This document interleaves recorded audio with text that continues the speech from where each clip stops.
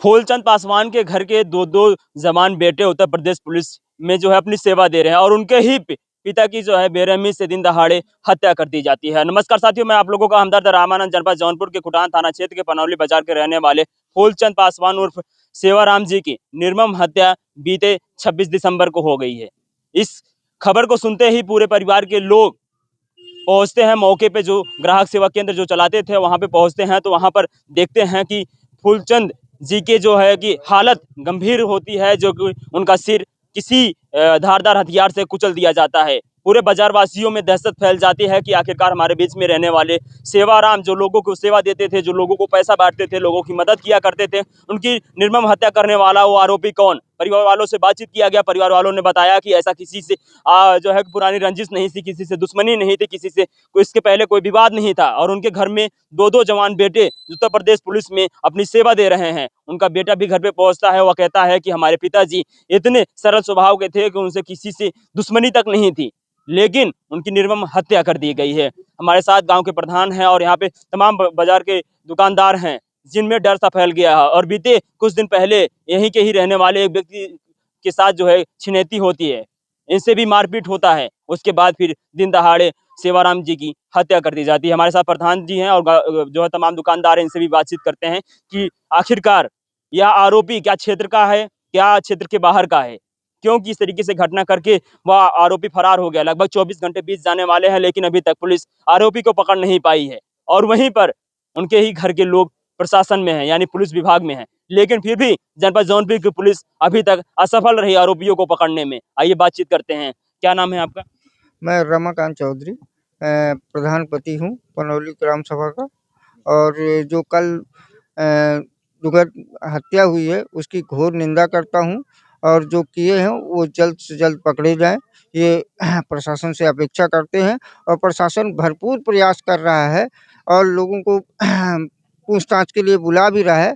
इस मामले की जल्द से जल्द खुलासा होगा। अच्छा, सेवाराम जी का जो लोगों से मैंने बातचीत किया, लोगों ने कहा कि उनसे किसी से दुश्मनी नहीं थी। हमेशा जो है कि हँस के बात किया करते थे, हमेशा किसी के ऊपर आक्रोशित नहीं हुआ करते थे। उनका व्यवहार कैसा रहा? सेवाराम जी का व्यवहार ऐसा था, गांव में कोई व्यक्ति ऐसा नहीं कह सकता है कि वो किसी से ऊंची आवाज में आज तक किसी से बात करते किए होंगे।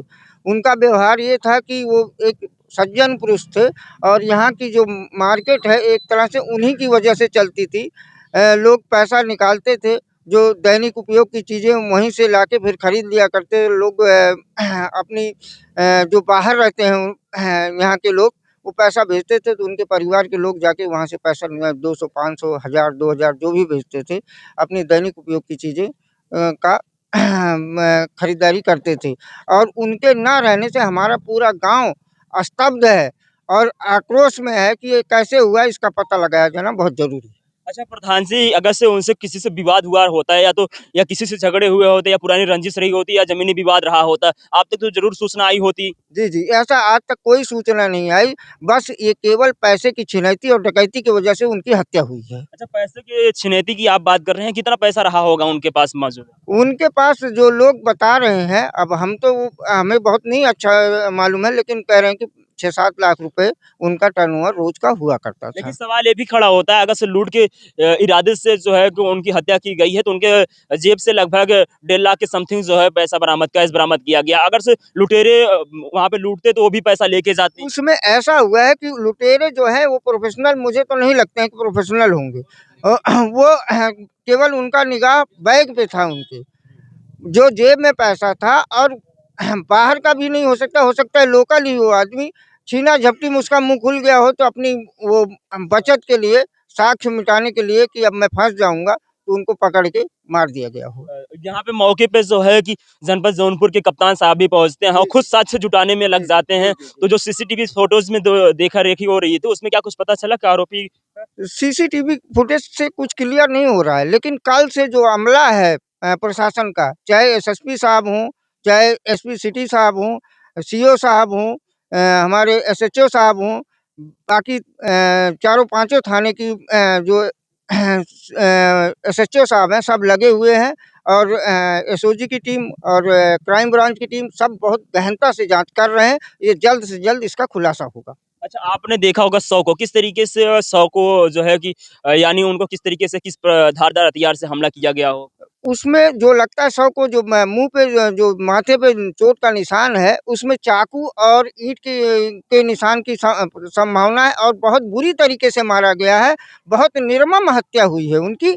इसकी बहुत ही कड़ाई से जाँच होनी चाहिए और जो मिले उसको कड़ी से कड़ी सज़ा देनी चाहिए उसको। जी, प्रधान जी। अच्छा, जिनका बेटा खुद दूसरे की रक्षा करता है और उनके पिता की निर्मम हत्या कर दी जा रही हो, तो उस बेटे के ऊपर क्या गैर गुज़र रही होगी?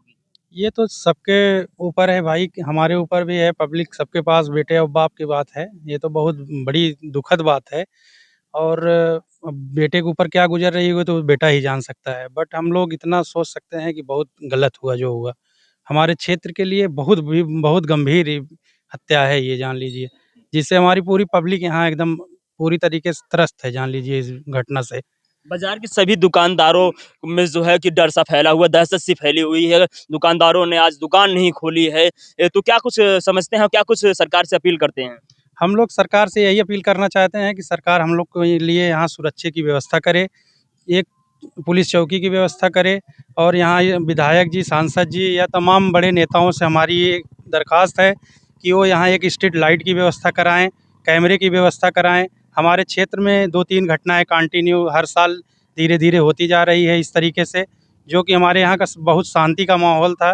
थाने पे भी हमारे यहाँ नोट है कि ये इलाका बहुत शांत इलाका था, लेकिन अब इस तरीके घटनाएँ हो रही हैं तो हम लोग इससे थोड़ा-सा भयभीत हैं। अच्छा, आपकी कौन-सी दुकान है? हम यहाँ डॉक्टर हैं। अच्छा, डॉक्टर साहब। जी। तो आप बताइए कि यहाँ पे सभी लोग उस दिन भी उपस्थित रहे होंगे, लगभग 10 बजे के आसपास की घटना है, सभी दुकानदार लगभग अपनी-अपनी दुकानें खोल रहे होते हैं। तो इतनी निर्मम हत्या की कर दी जाती है और वहाँ पे पहुँचती हैं महिलाएँ तो कहरने की आवाज़ सुनाई देती है। तो हत्या जब हो रही थी, जब उनसे मारपीट हो रही थी, जब छिनैती हो रही थी या मारने के इरादे से जब वहाँ पे लोग पहुँचते हैं, तो क्या आस-पास के दुकानदार मौन थे? क्या आस-पास के दुकानदार ने देखने का प्रयास नहीं किया? आस-पास के दुकानदारों ने उनके ऊपर निगाहें नहीं बिठाया कि क्या कर रहे हैं सेवाराम आज जो है कि समय से पहले आ गए हैं सेवाराम? कल का मौसम बहुत ख़राब था, कोहरा ज़्यादा होने के कारण से सभी दुकानें थोड़ा लेट खुली और वो जल्दी आ गए थे और इतना कभी कोई ऐसी हादसा हुआ नहीं था कि जैसे किसी के ऊपर निगाह रखी जाए। कोई ऐसा कभी भी मामला ऐसा नहीं आया और हम लोग किसी के बारे में ऐसा सोच भी नहीं सकते कि कुछ लोग हमारे क्षेत्र में, और ये एकदम गाँव का मामला है, कोई आउट एरिया का मामला नहीं है कि हम लोग इस पे बहुत भी गहन अध्ययन करें या बहुत ध्यान लगाएँ।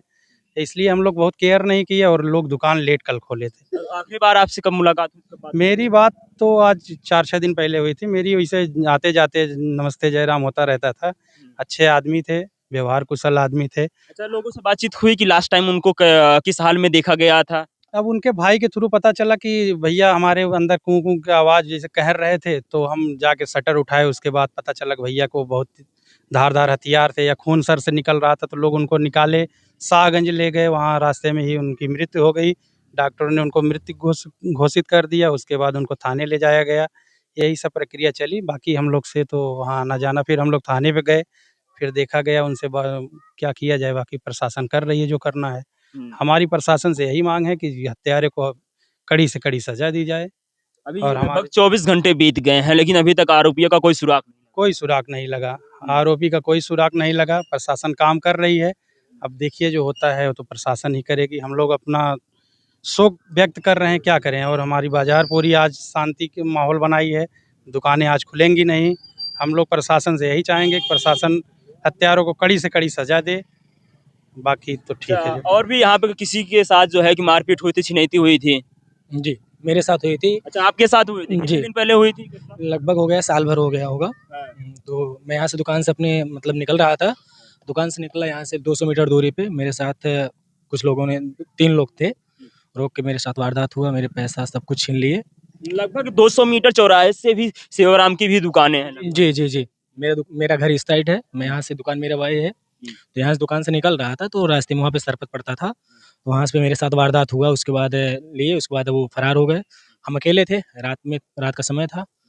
वो उसके बाद आज तक कुछ पता नहीं चला किसी का। हुँ। हुँ। यानी सवालों के घेरे में आ जाता है खुटहान का पुलिस, क्योंकि लगातार यहाँ पे क्षेत्र में घटनाएं हो रही थी। इनके साथ भी छिनैती होती है, लेकिन खुटहान पुलिस आरोपियों को पकड़ नहीं पाती। खुलासा भी नहीं हुआ होगा, जी, अभी तक कुछ नहीं। आरोपी भी नहीं पकड़े गए, कुछ नहीं। कुछ नहीं हुआ है। देखिए सच यहाँ पे इनके साथ भी हैं, इनके भी साथ ऐसी घटना हुई है और यहाँ पे सेवाराम जी के साथ भी घटना घटित हुई है। लगभग 24 घंटे बीत गए, क्या इनके साथ जो हुआ था क्या ऐसा यहाँ पे भी देखने को मिलेगा कि आरोपी पकड़े नहीं जाएंगे, सालों साल ऐसे बीत जाने वाले हैं, क्या उनके परिवार को न्याय नहीं मिल पाएगा? ये तमाम दुकानदारों के सवाल हैं कि आखिरकार हम दुकानदार सुरक्षित कैसे रहेंगे जब पहले दुकानदार के साथ छिनैती होती है, उसके बाद जिनसे किसी से विवाद नहीं था सेवाराम जी की निर्मम हत्या कर दी जाती है। इस सवालों के घेरे में उत्तर प्रदेश की पुलिस आ जाती है, जिस पुलिस विभाग में उनके ही बेटे सेवाराम के बेटे ही सेवा दे रहे हों। आखिरकार उत्तर प्रदेश में बात करते हैं, उत्तर प्रदेश की सरकार कहती है कि भ्रष्टाचार मुक्त है, अपराधी थर-थर काँपते हैं। एक चौराहे से अगर अपराधी निकलता है तो दूसरे चौराहे पे यमराज खड़ा होता है। तो आखिरकार 24 घंटे बीत जाने के बाद भी अभी तक आरोपी क्यों नहीं पकड़े गए? ये तमाम सवाल यहाँ के दुकानदारों के हैं। आखिरकार डर फैला हुआ है, यहाँ पे तमाम लोग इकट्ठा हुए हैं इस बात को लेके कि आज उनके साथ हुआ है, पहले इनके साथ हुआ था, उसके बाद सेवाराम जी के साथ हुआ, यहाँ पे किसका नंबर कब आ जाएगा कोई कहा नहीं जा सकता। कैसे कोई सुरक्षित है? परिवार के लोग जो है रो-रो का बुरा हाल हो गया है।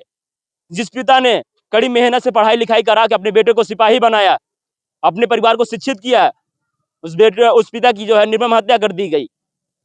ये बनौली गाँव पूरा अभी जो है मातम में बदला हुआ है। अच्छा, क्या कहेंगे आप लोग, किस प्रकार से जो है आरोपियों के खिलाफ कड़ी से कड़ी मांग करना चाहेंगे? आरोपी जो है सबसे कड़ी जो है मांग यही है, वो जल्द से जल्द प्रशासन जो है पकड़ा जाए, उसको पकड़ लें। और मेरा जो है डीवीआर उसे रात को ले गए हैं चेक करने के लिए। आप यही का सीसीटीवी वहां से जो खंगाला जा रहा था। हाँ, हमारा जो है ले गए थे साहब ने कि रात भर छोड़ दीजिए, हम इनको जो है 1 हफ्ते तक निगरानी करेंगे, कौन आता जाता है, कौन नहीं आता जाता है, उसी कोशिश में लगी है। प्रशासन जो है बहुत तेजी से कार्रवाई करने के लिए, पकड़ने के लिए तैयार है। आश्वासन दिया है कि हम जल्द से जल्द पकड़ेंगे। अच्छा, उनका व्यवहार किस प्रकार से रहा? बहुत बढ़िया व्यवहार था, उन्हीं की बदौलत सारी दुकानें चल रही थी। वहाँ से लोग पैसा निकालते थे, जो भी 100-50 रुपए खरीदारी करते थे, हम लोग उन्हीं की बेसिस पे कमा खा रहे थे। तो दुकानदारी अब हल्की तो हो ही जाएगी, हल्की क्या 50% हल्की हो जाएगी। अच्छा, कितने रुपए का लगभग पर डे का ट्रांजेक्शन उनसे हो जाता था? वही 4.5, 5, 6, कोई अगर ज्यादा जमा कर दिया तो 5-6 लाख का ट्रांजेक्शन हाँ हो जाता था। हाँ। अच्छा, लोग कहते थे कि जिनके पास आवश्यकता रहती थी उनके पास चले जाते तो वैसे भी पैसा दे देते थे, बाद में उधार भी ऐसा कुछ कर लेते हाँ थे? हाँ, करते थे, बहुत सेवा करते थे। कल ले जाओ, अपना काम चलाओ, किसी कोई बीमार हो गया कि अपना काम चलाओ, कल पैसा ले लेना। हाँ। अच्छा, किस प्रकार से आरोपियों के खिलाफ कड़ी से कड़ी मांग करना चाहते हैं, क्योंकि आप भी पीड़ित हैं और अभी तक आपका भी खुलासा मामले का नहीं हो पाया है? जी। हम चाहते हैं सरकार से पूरी तरह से पूरी पुलिस प्रशासन जो है पूरी तरह से एक तरीके से जितना हर एंगल हो, हर एंगल से उसकी जाँच होनी चाहिए। छोटी से छोटी कड़ी से जो अगर कोई भी सुराग मिलता है उस पे जाँच हो और जो भी आरोपी हो उसको कड़ी से कड़ी सज़ा मिलनी चाहिए, क्योंकि ऐसी जो घटना होती है बहुत ही निंदनीय है। जितना आप सोच भी नहीं सकते, ख़ास हम तो आँकड़ा लगा सकते हैं, लेकिन जिसके फैमिली के ऊपर ये बीती है वो कितने दुःख में होगा। आप अपने यहाँ पे जितने भी उपस्थित हुए हैं उनके आप चेहरे देख के भाप सकते हैं। बिल्कुल, आप समझ सकते हैं कि जिस बाप ने पढ़ा लिखा के अपने बेटे को सिपाही बनाया, वही बेटा अपने जो है पिता की रक्षा नहीं कर पाया। कहते हैं जिस घर में कोई सिपाही हो जाए, जिस घर में कोई दरोगा हो जाए, जिस घर में कोई संवैधानिक पद पे हो जाए, उस घर के परिवार सुरक्षित हो जाते हैं, आस-पास के लोग उन पे निगाहें नहीं बिठाते हैं, निगाहें नहीं उठा सकते हैं। लेकिन उस बेटे के ऊपर क्या दिल पे बीत रही होगी, वो बेटा क्या ही बयाँ कर पाएगा जिसके के छाँव में वो रहा। अब उसके पिता अब इस दुनिया में नहीं रहे। यहाँ पे तमाम दुकानदार हैं, सभी लोग यहाँ पे इकट्ठा हुए हैं। लोगों का यही कहना है कि अब किसी भी हाल में आरोपी पकड़ा जाना चाहिए, आरोपी के खिलाफ कड़ी से कड़ी कार्रवाई होनी चाहिए। यहाँ के तमाम महिलाएं जो उनका नाम तक नहीं जान पाती थी, उनका नाम असली जो है फूलचंद था, उनको लोग कहते हैं सेवाराम। लोग उनको जिस प्रकार से उनका नाम था सेवाराम, वैसे लोगों को सेवा दिया करते थे। लोगों ने कहा कि हम उनका नाम नहीं जानते हैं, लेकिन सेवाराम जी को जरूर जानते हैं। अब बताइए, जिनका नाम सेवाराम से जानते हों लोग और उनका असली नाम ना जानते हों, उनकी तारीफ में लोग जो है कि हमेशा बात किया करते थे, उनकी इस तरीके से निंदनीय घटना होने के बाद उमड़ी भीड़ से आप अंदाजा लगा सकते हैं उनका व्यवहार किस प्रकार से रहा होगा, जिनकी जो है निर्मम हत्या कर दी गई है। इस मामले की देखिए अब कब तक जो है कि गुत्थी सुलझ पाती है फूलचंद जी की। अब तो ये देखना बाकी होगा कि सवालों के घेरे में जो पुलिस है, वो सवालों के जवाब कब दे पाएगी। मिलते हैं फिर से इस खबर से नए अपडेट के साथ, तब तक के लिए धन्यवाद।